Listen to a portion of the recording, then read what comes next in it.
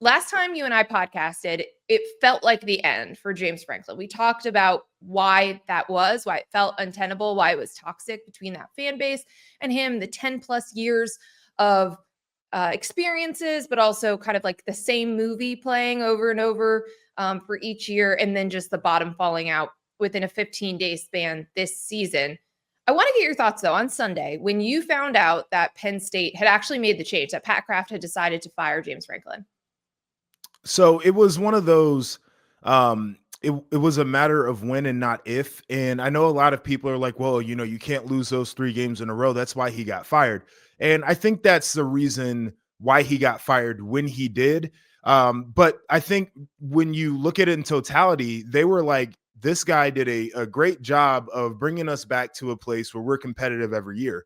But we are certain now that he can't win us a championship.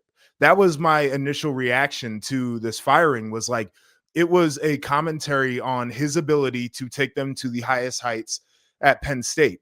There is a realistic world where they could have had a really bad year, even with that roster this year, and made changes in the offseason, and James Franklin could have had him back at 10 wins next year. I think a lot of us would believe in his ability to do that.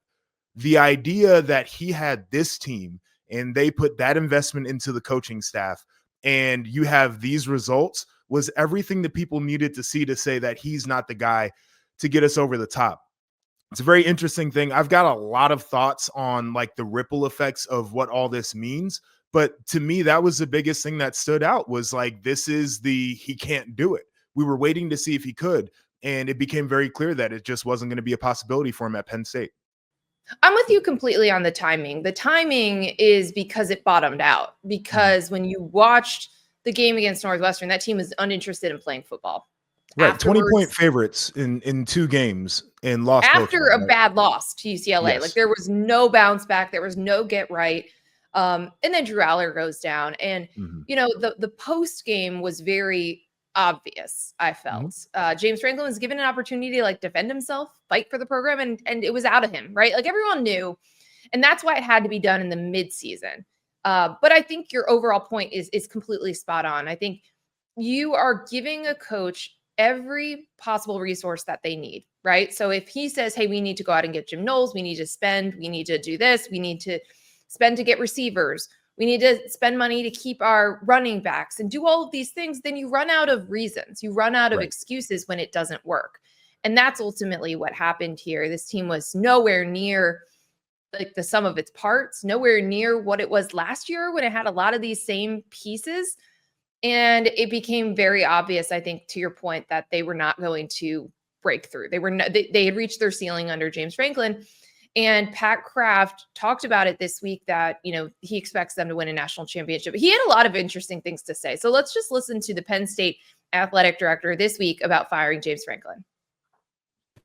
Our next coach will be someone who embodies everything Penn State stands for: integrity, accountability, toughness, humility, and an elite motivator.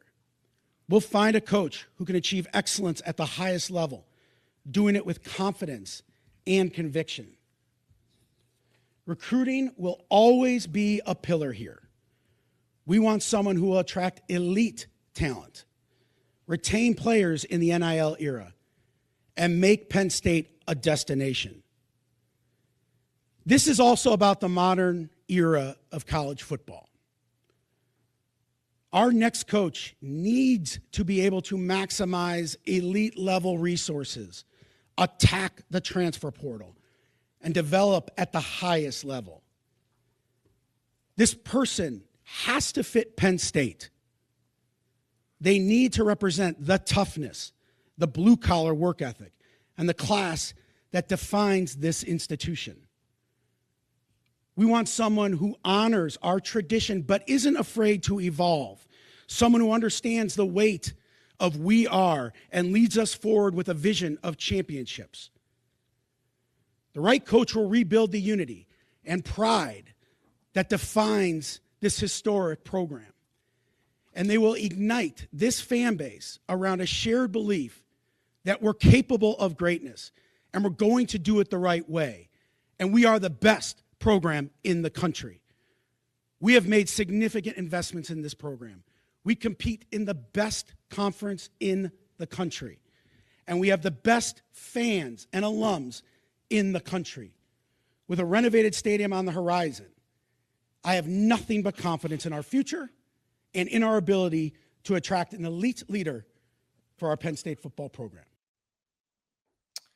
So when I'm listening to that, I'm hearing the next coach needs to win a national championship, needs to win Big Ten championships and national championships. And I thought there were some interesting parts of there. The idea of maximizing your resources and your elite talent, because that's ultimately what it was, right? Like Penn State always had great rosters. There have been different moments at different times, but when Penn State would always come up short against the Ohio States and the Michigans, even as Michigan figured it out, how to close their gap with Ohio State, that was always glaring. I always think back to, I think it was 2018 when James Franklin said that like they were really good, but not elite, and that there was a difference between them and Ohio State, and they were trying to close it. That was a long time ago now. And you're in this world where it's the same thing happening every single year. And the best part was that you could always say, well, they always took care of business against teams that they should. And then they stopped doing that. So what I hear from Pat Kraft, though, is that they do expect to not just compete for, but win national championships. Like it's not a once in a blue moon thing. Making the playoff is not going to be enough. Like this is a team that expects to be basically what Ohio State and Alabama and Georgia, what those teams are year in and year out, where you don't rebuild, you just reload, you're competitive for the best coaches in the country, and you're spending whatever it needs on the roster as well. So before I get into that, because I totally agree, I want to go back to James Franklin for a sec, because I feel like he's been a guy that's been an easy target because maybe he's not the most likable coach, but what he did at Penn State and at the time that he took over that program. So Bill O'Brien comes in and kind of like gets it stable, but he's not there for a while. And there's still a pretty big mess there.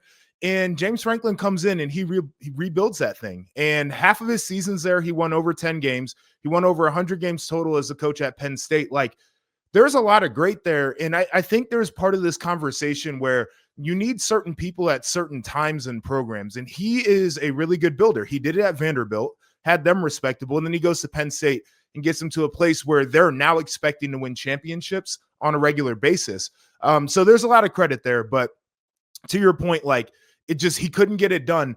And now you're in the next coach better win it. And I posted a video to my social media before this press conference even happened, because to me, when you spend the type of money that they're getting ready to spend on that buyout, and they're getting ready to spend on the new staff, and they're getting ready to spend on all the transitional costs and NIL and everything, you have to win a championship when the average year for the last coach was double-digit wins, right? Like, that's what you have to do. That's the floor. And it's a really narrow scope of success. And I can tell you, as somebody who played in a program like that and watches them intently every weekend, it is a miserable way to have to live. It's miserable.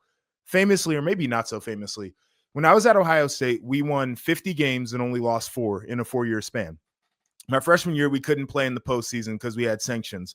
But if you think about the next 3 years, we only lost 3 games, and we played in 2 Big Ten championships, only won one of them, and won 1 title, only losing 4 games in a 4-year span. Like, that's the scope that they're living in now. Like, the margins are extremely narrow, and it's a very difficult thing to get done. I know we're going to talk about some of the names here, but I just wanted to throw out, with that context, this question to you, because I think it's a very intriguing one. In the landscape of the Big Ten and in college football as a whole, where do you rank the Penn State job? Because I've given a lot of thought to it, and I think the answers are an interesting range here. So I think it is one of the best jobs in the country. The resources will be there. I know we talk about alignment a lot in college sports.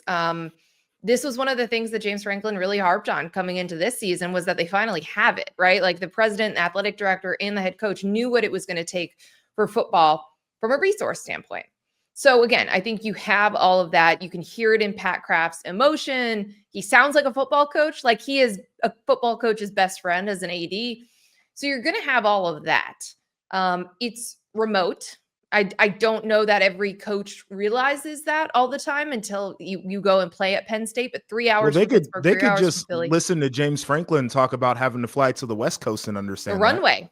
Yeah. But Yep. and there are more flights. There's directs to Chicago and Sure. Detroit and a bunch of places now, but it's hard. That part is part of this. You are in a giant fishbowl. And I know a lot of these jobs are like that. Right. But this is a small town. Like Mhm. that's where I don't know that everyone who has not been to Penn State or been there during the last few years, I would say the last like 5 to 7 with James Franklin. I don't know if you understood how uncomfortable that is and Yeah. was, especially even going 10-2. Like that, everyone, the fan base, I think knew, with those seasons or 11-2 or whatever, that they weren't going to make a coaching change, but people weren't happy. And it's a small town where you feel it all the time. So those are all factors. But yeah, I mean, I think the pedigree, the tradition, the whiteout, we talk about how amazing it is, the fan Yep. base, huge alumni base, like all of that is there. But I do wonder with some of the coaches who have already been attached right on all these candidate lists that we're seeing everywhere, if they've got a better thing where they are because of the level of expectation that they're going to be walking into. There was a quote from Ryan Day this week that Mhm. you and I both talked about offline. And he was asked about James Franklin. I mean, every coach was this week, right? The candidates were, but then other coaches were just sort of about like the midseason firing and all that he had done. And Ryan Day was like, this is what these jobs are. Like he, of all people, understood Yep. that last year with what happened after they lost to Yep. Michigan in that 3-week period. So you know what you're walking into, but it doesn't mean that it's easy. And I think that for some of the coaches, let's just start talking about them that we're hearing Real names, quick. right? Matt Rule. Real quick. Oh, you got something? Yeah. Yeah, let's play a game. Let's play a game real Okay. quick. Penn State, better job, worse job than Ohio State? Worst job. Okay, Michigan. Worst job. So USC. third, I think, in the Big Ten. USC, better. Okay, Oregon. Man, that's like, this is a question about resources versus tradition. Right?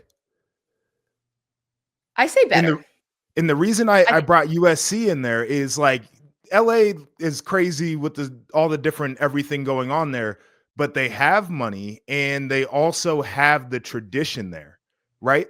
And then you start to go through like UGA, Bama, LSU, Texas, Oklahoma, Florida. Do you throw Miami and Florida State in there, right? Like it's one of those Penn things State's that I've been better than- thinking about. Yeah, Is but it? Penn State's I better mean, than a good what? better than Florida State, yes. Is it? Better than the ACC jobs, yes. You live in Oh, Florida. yeah. You're recruiting Florida. The kids are right there. Yeah, but you're in the Big Miami, Ten. the kids are Your right money, there. the resources are so different. You're not taking an ACC job there's over Penn State. It's easier to get the kids, and you have a direct path to the playoffs still. You do have a better path. But it's Penn State, the whole Penn State conversation should about be there like every year. I agree, but I feel like it's like threading a needle. It's a very narrow thing that's trying to be achieved here. And the more I think about it, I'm like, there's so much pressure to get this thing perfect because there are a million ways it can go wrong. That's my only thing listen, just watching it.